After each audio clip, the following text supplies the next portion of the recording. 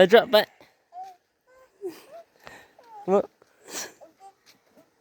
Trông cái tên là án ạ. Trông ha. Sao mà lẽ có miệng tôi có thể chuyện này. Đúng vậy. Đúng vậy. Mama đúng vậy. Đúng vậy chứ. Ăn có trông ra. Ăn có trông ra thêm nữa. Mama vậy.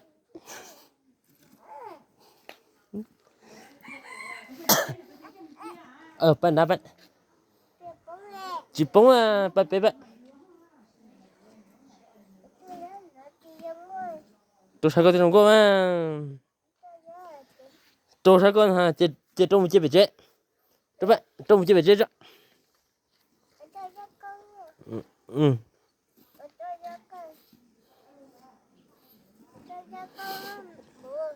Tôi vậy.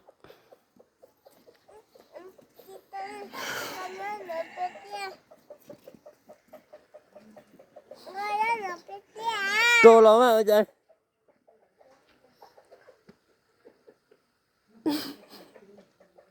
Trời. Sao mà lẽ con lấy cái miệng tôi có chỉ nó cái tao lạ. Trâu đi vậy.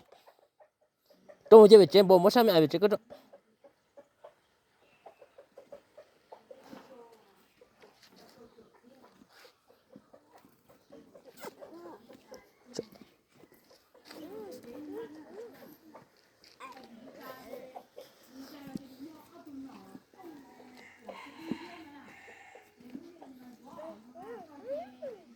Chú bật đèn hả? Bật đèn ạ.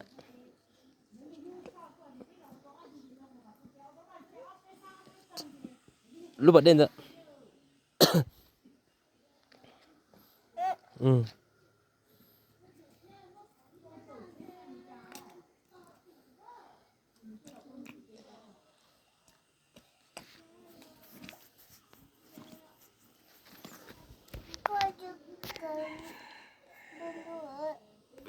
Trâu rồi.